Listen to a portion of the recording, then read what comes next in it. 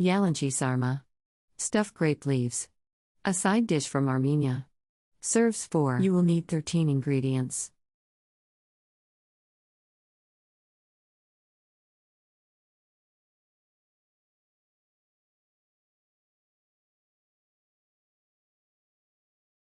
Step 1.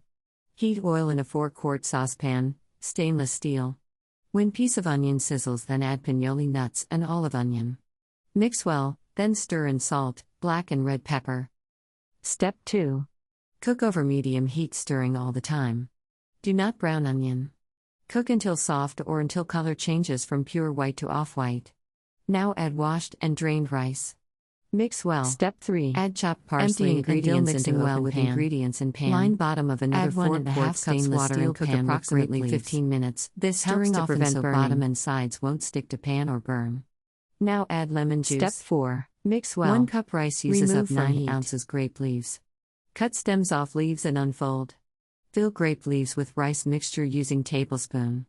Mix rice occasionally so oil will be evenly distributed. Step 5.